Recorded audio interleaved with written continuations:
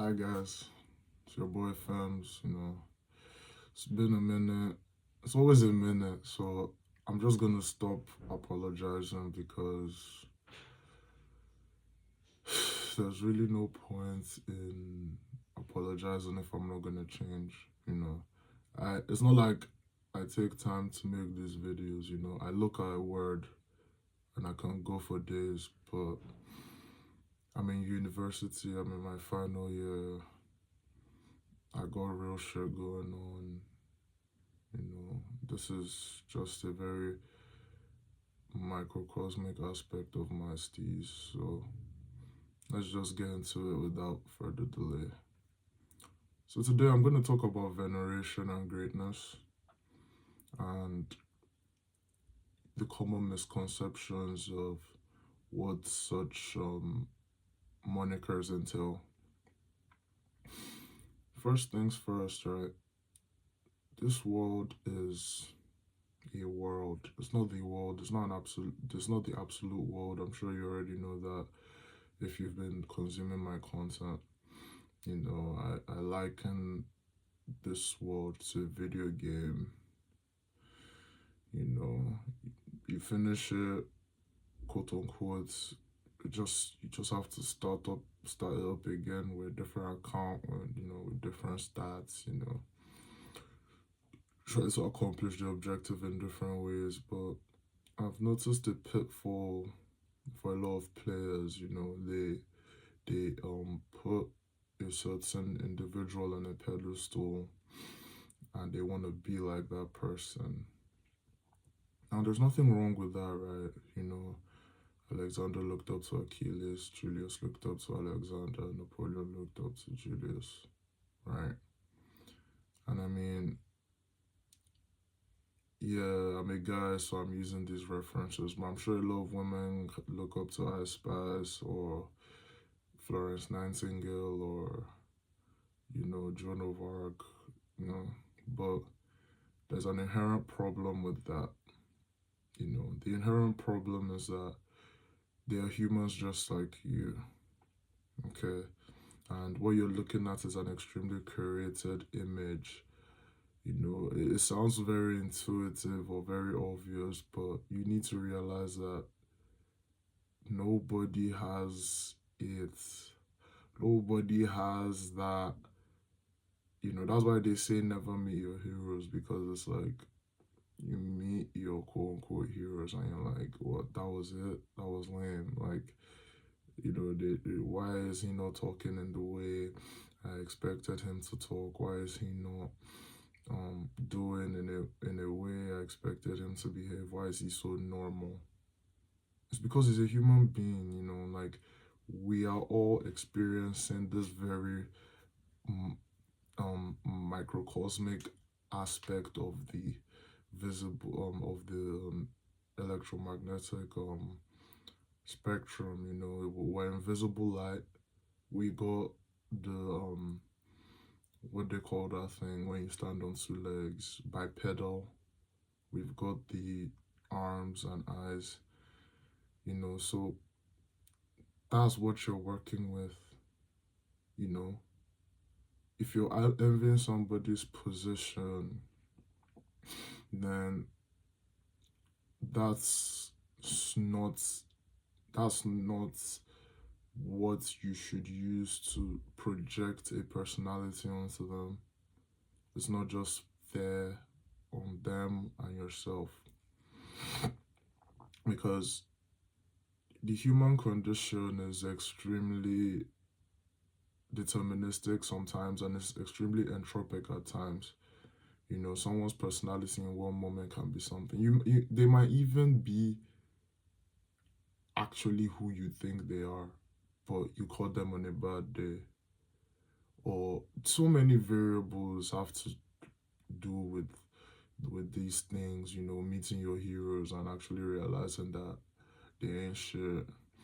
And people you look up to at a certain point, through your own psychonautical voyaging, through your own slaying of mythical beasts, you just look back and you're like, what did I ever see in this person, right?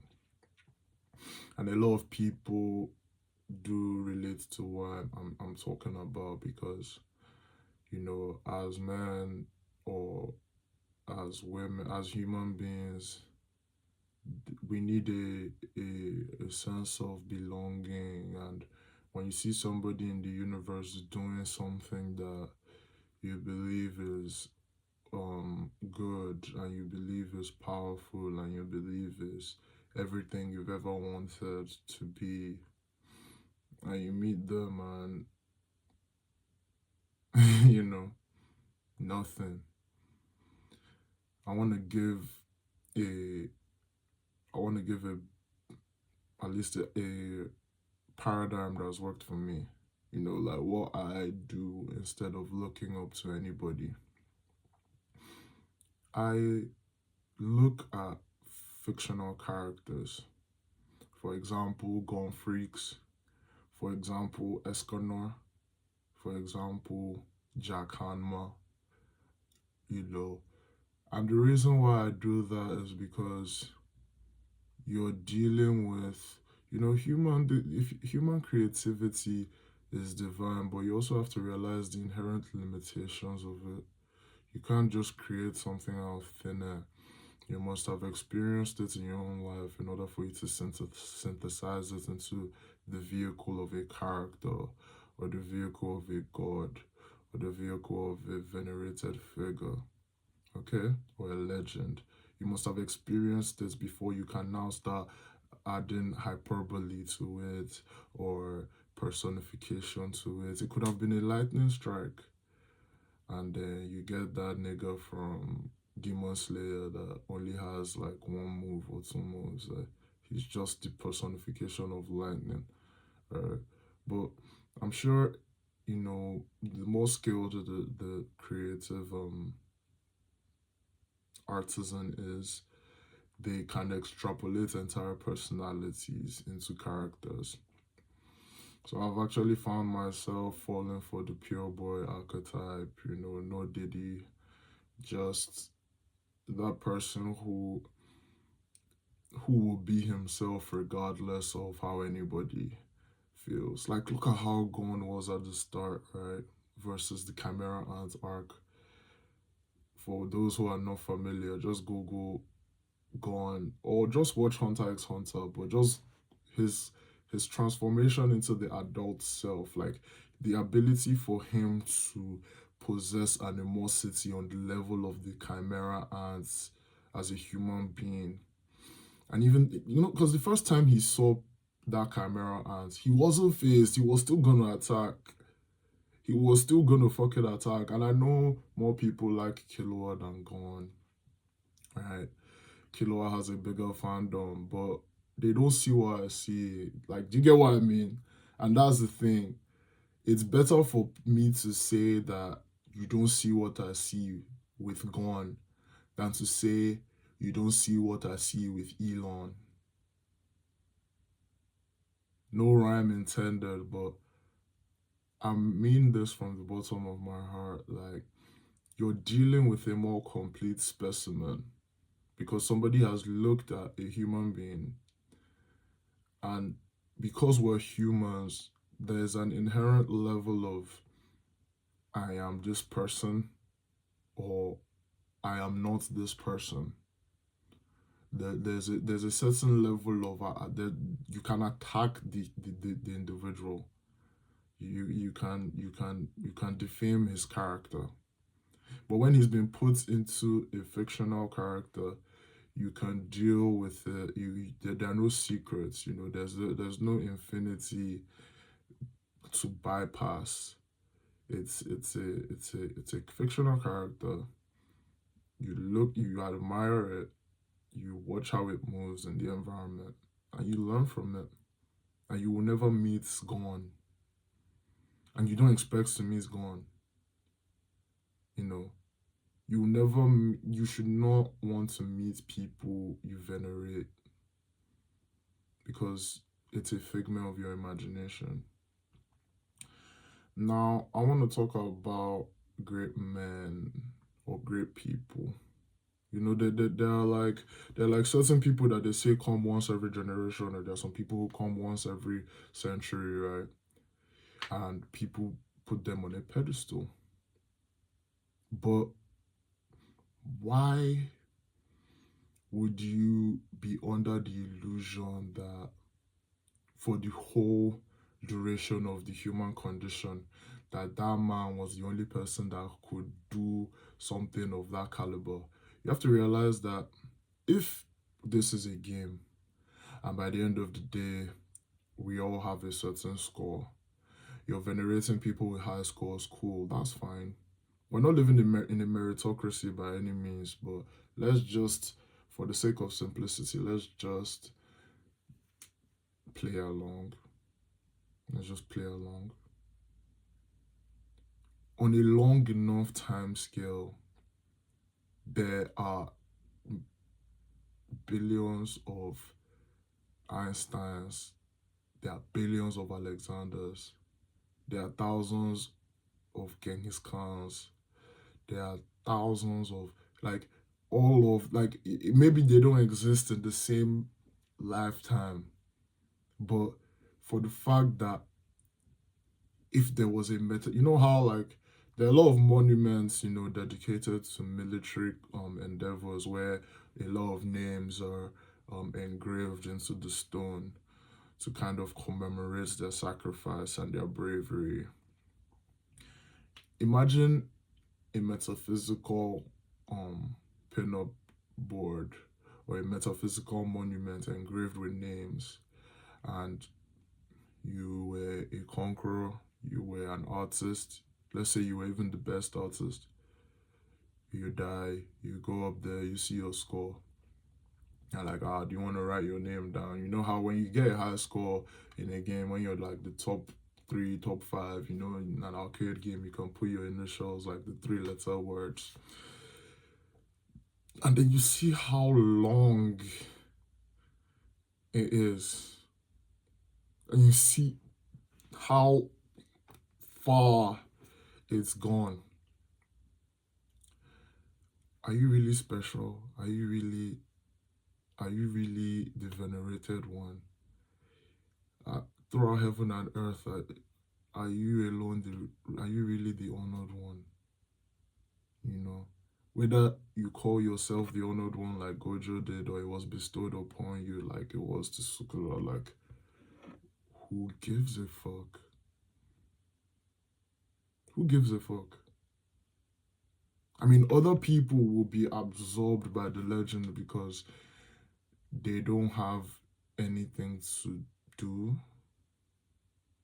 You know, it's idol worship, essentially, is what I'm trying to say. And you should be trying to get to the point where you're moving from inside, where, like, you know, you've built your organic power up and you're just doing your shit without caring about anybody. At least that's what I think the ideal situation is. Some people, the ideal situation is to conjoin essences with a partner, or to make a lot of money, or to get a lot of status. That's fine. It's not my business, you know, what people want to do. All I'm trying to say is my own individual contribution today is to tell you that nobody is shit. Nobody is great. You can be great for your lifetime, right? For the load instance of that game in that meta, you could have been him. But then I'm sure that in a multiverse, you know, like, in I don't know, this, I don't really play games anymore, but like Capcom versus Marvel or whatever, you know, imagine if like Mortal Kombat released like this Ultimate Edition, where you could play Reptile from Mortal Kombat 1 versus Kano from Mortal Kombat X. Who is great? Like, who is great? Who's gonna win? And if you win, what? Who cares? That's what I'm trying to say. That the inherent limitation of being a human being, and realizing what a human being entails, and realizing that you're wasting time looking at somebody else. Like the degrees are so small. Like you're better off looking up to a lion. You're better off looking up to a ram, because it's like it's a natural robot is executing all its processes at the genus level. Like it's very automatic. Things with him, the ways with him are quite known. But then you can spot a lot of virtues. You can spot the charging nature of it. You can spot the patient nature of a jaguar. You can spot the stalking. You can venerate the invincibility of a bear. Why don't you just do that? Why don't you just find an amazing anime character, or an amazing, I don't even want to say movie character. Just abscond from human worship, bro. Abscond from it. Just leave it alone. Because when they die, they probably won't have a high score anyway, because they're not playing the virtue game. They're probably they're probably living from outside. I gotta do this. I got to make people talk about me. I got, like, these people, like, on the outside they may look amazing, but their internals are fucked. They're fucked. I'm telling you, like, and that's the thing. I can't tell you anything. They can't tell you any. What am I doing that somebody who has a lot of fans, when he hops on live, are you telling me that he's inherently better than me? Hey, like, that's what I'm trying to say. That don't give these guys a get out of jail free card. They don't know you. I don't know you either. I'm just I just feel like, I believe in the creative shit. I believe in the power of writing. I believe in the power of poems. I believe in the power of ballads that are actually designed to help you. I believe in the power of art. I believe in creating things with your own hands, the command grab. I believe in the opposable thumb. I believe in the eye. I believe in the nose. I believe in the skin. And I believe in making your own observations in your own grimoire, okay? In your own book. Get yourself a fucking book and write in it. Make it your book, okay? Don't fucking read somebody's book and say, oh my god, he's smooth. Like, what? Did they not breathe air like you? Did they not look like you? Did they not hear like you? Come on, man. And I will stress it again. The Bhagavad Gita said, I'm brutally paraphrasing here, and some people will be pissed at me because I'm making the Bhagavad Gita relatable to myself. But the Bhagavad Gita basically said, bro, when you die, there is a gigantic rock. If you were really a great man that conquered the world, though, this ending scene is not for the NPCs. It's for somebody who was a beast, like a king, like his charge. It could have been a violent charge, or it could have been a peaceful charge through time and space. So you could have either gone through a town on your chariot, or you could have gone on the back of an ass. Jesus or Genghis. But you conquered the world through your own force of movement, and everybody bowed. You get this cutscene of a gigantic rock, and you see how many names of people that have done it before you, known or unknown, because the universe has a reality ledger. Every keystroke is being logged. What do you think this is, my nigga? With that, I'll leave you to pontificate or not, right? Do your thing. That be free, be free, and then make your shit. Stop looking at niggas. They don't know anything. They don't know anything. Anybody who cares what they wrote, who cares what qualification they have, who gives a fuck? Who gives a fuck? Safe.